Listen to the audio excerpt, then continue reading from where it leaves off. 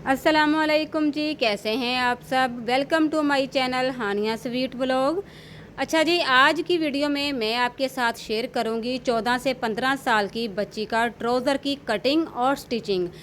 तो बहुत ही आसान तरीके के साथ आज मैं आपको इस ट्राउज़र की कटिंग और स्टिचिंग बताऊंगी। तो सबसे पहले जी यहाँ पर देखें, बच्चों की पार्टी चल रही है। तो एक तरफ मैं अपनी स्टिचिंग कर रही थी और दूसरी तरफ यहाँ पर बच्चों का शोर शराबा और पार्टियाँ चल रही थी।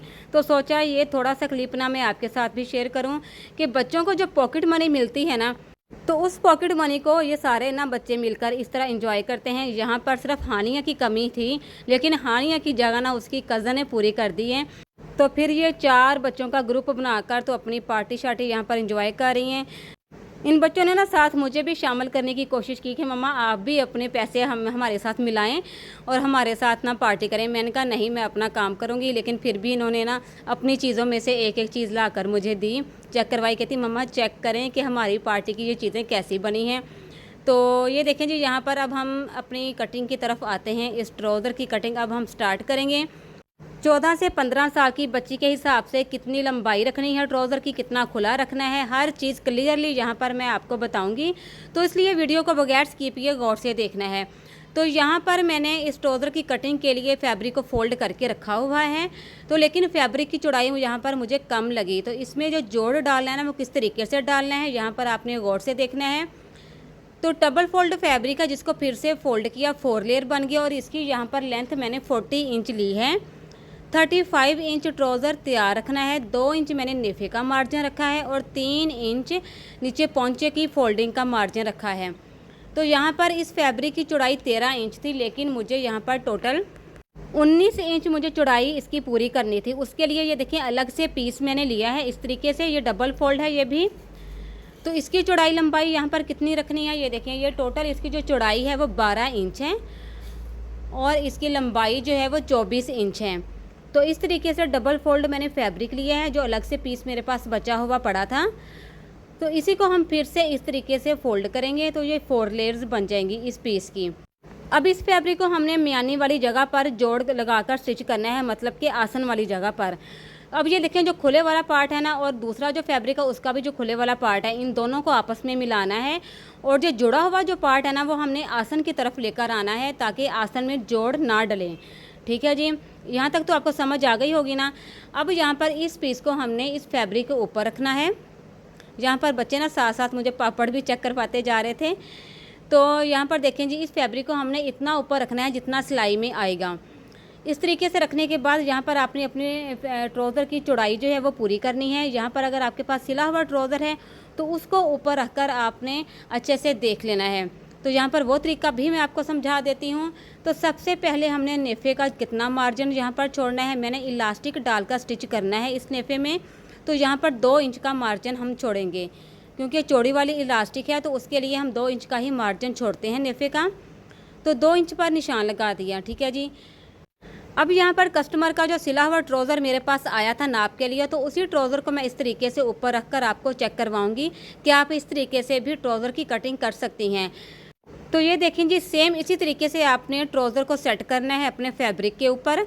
ऊपर से 2 इंच का मार्जिन छोड़कर नीचे ट्राउज़र को रखना है। तो यहाँ से आप इस तरीके से 1 इंच का एक्स्ट्रा मार्जिन छोड़ते हुए फैब्रिक का तो कटिंग कर लें। तो लेकिन मैं आपको मतलब बगैर ऊपर ट्राउज़र रखे ही आपको समझाऊंगी। इस ट्राउज़र को मैं एक जगह पर एक साइड पे रख दूंगी। ट्राउज़र को मैंने एक साइड में रख दिया है। अब यहाँ से मैं आपको समझाऊंगी क्लियरली। ये देखें, ये नेफे का निशान लगाया है। अब नेफे के निशान से हमने आसन का निशान लगाना है कि कितना लंबा हमने आसन रखना है। तो 14 से 15 साल की बच्ची के हिसाब से 13 इंच आसन बिल्कुल ठीक है, परफेक्ट मेजरमेंट है। तो 13 इंच के हिसाब से यहाँ पर मैं 14 इंच पर निशान लगा दूंगी, क्योंकि 1 इंच सिलाई में आएगा।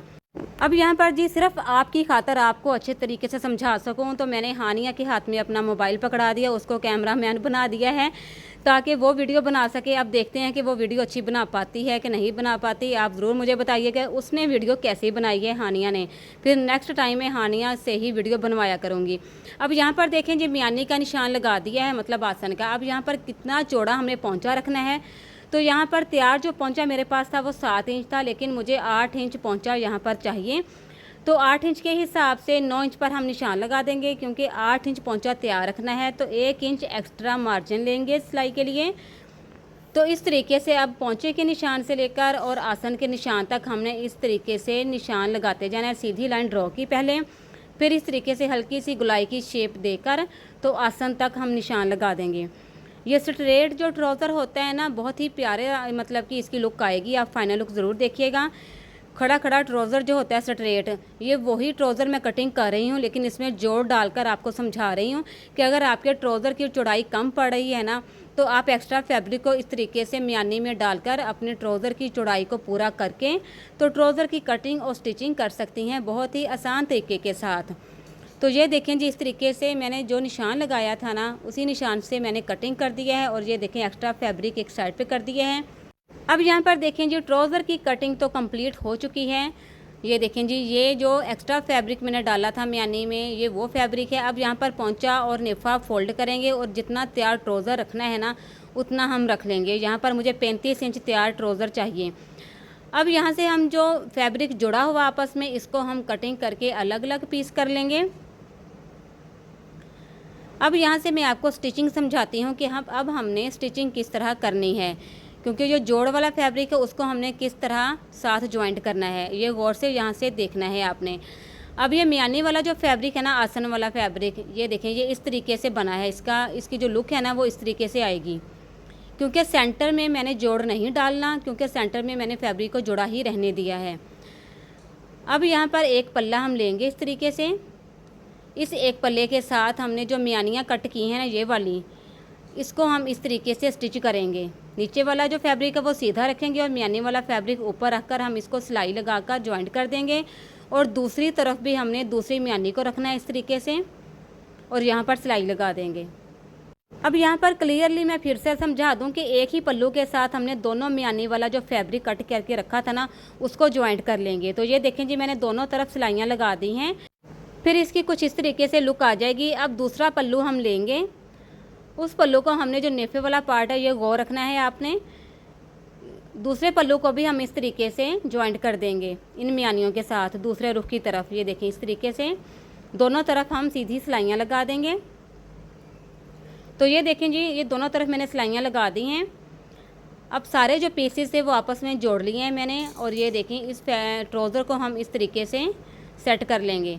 ये सिलाइयाँ आपस में मिलाकर इस तरीके से सेट करेंगे तो ये लुक आ जाएगी ट्राउज़र की। अब यहाँ से हमने नेफे को फोल्ड करना है कि कितना मार्जिन हमने छोड़ा है, 2 इंच का, ठीक है। तो 2 इंच तक इस तरीके से नेफे को फोल्ड करके यहाँ से मैं सिलाई लगा दूँगी बिल्कुल किनारे के ऊपर। सिलाई लगाने के बाद जब नेफा तैयार हो जाएगा, उसके बाद मैंने इसमें इलास्टिक डालकर फिर इसको स्टिच करना है। तो आप चाहें यहाँ पर पहले भी इलास्टिक डालकर ट्राउज़र को मतलब के नेफे को स्टिच कर सकती हैं। मैंने दोनों तरीके अपने पहले चैनल पर समझाए हुए हैं, बहुत ही आसान तरीके के साथ हम किस तरह इलास्टिक ट्राउज़र में डाल सकते हैं। फिर उसके बाद पोंचे को हम फोल्ड कर देंगे और यहाँ पर सिलाइयाँ लगा देंगे। पोंचे की फोल्डिंग के बाद फिर हमने फिटिंग की सिलाई लगानी है इस तरीके से। फिर जो ट्राउज़र कंप्लीट हो जाएगा, जो कि फाइनल लुक आपके सामने है ट्राउज़र की। ये देखें जी, बहुत ही आसान तरीका मैंने आपको समझाया है ट्राउज़र की कटिंग और स्टिचिंग का। और ये देखें, स्ट्रेट जो ट्राउज़र होता है बहुत ही प्यारे लुक के साथ तैयार हो चुका है। ये इसके पोंचे हैं और ये देखें, ये इसकी शेप कुछ इस तरीके से रेडी हुई है। और ये जोड़ वाला पार्ट है जो बिल्कुल भी पता नहीं चल रहा, क्योंकि प्रिंटेड फैब्रिक है। और ये देखें, इलास्टिक डाली हुई है मैंने बहुत ही नीट सफाई के साथ। अच्छा जी, इलास्टिक डालने का तरीका अगर आपको नहीं आता तो आप लाजमी मुझे कमेंट्स में बता दीजिएगा। मैं इलास्टिक डालने के दोनों तरीक़ों का जो लिंक है ना, जो वीडियो मैंने बनाई हुई है बहुत आसान तरीके के साथ, उनका लिंक फिर आपको शेयर कर दूँगी। तो ये देखें जी, ट्राउज़र कंप्लीट मैंने कर लिया है और शर्ट मैंने पहले से रेडी करके रखी हुई है। और इसकी मुकम्मल डिटेल के साथ वीडियो मैंने पहले भी अपलोड कर दी है। मतलब जो इससे जो पहले वाली वीडियो है ना, वो इस शर्ट की ही है। और इस नेक डिज़ाइन की अलग से वीडियो मैंने अपलोड की हुई है अपने पहले चैनल में। तो अगर आपने नेक डिज़ाइन मुकम्मल डिटेल के साथ देखना है तो मेरे पहले चैनल का विज़िट करें, या फिर आपकी मज़ीद आसानी के लिए आपको ऑप्शन दे देती हूँ कि आप मुझे लाजमी कमेंट में बताइएगा जिस चीज़ की वीडियो आपको चाहिए होगी ना, तो उस वीडियो का लिंक मैं आपको सेंड कर दूँगी। तो यहाँ पर जी मुकम्मल ड्रेस रेडी हो चुका था। अब नेक्स्ट जो ड्रेस मैंने रेडी करने थे ना वो 14 अगस्त के हवाले से थे, तो उनकी डिटेल मतलब कि उनकी डिज़ाइनिंग में ज़रूर आपके साथ शेयर करूँगी, हो सके तो कटिंग स्टिचिंग भी शेयर करूँगी। यहाँ पर मैं अब 14 अगस्त के लिए वाइट कलर का फैब्रिक निकालने वाली थी। अच्छा जी, आज की वीडियो अगर आपको पसंद आई हो ना तो प्लीज़ लाइक शेयर करना मत भूलिएगा और हो सके तो चैनल को लाजमी सब्सक्राइब कर लीजिएगा। तो मिलते हैं अपनी नेक्स्ट वीडियो में। अल्लाह हाफिज़।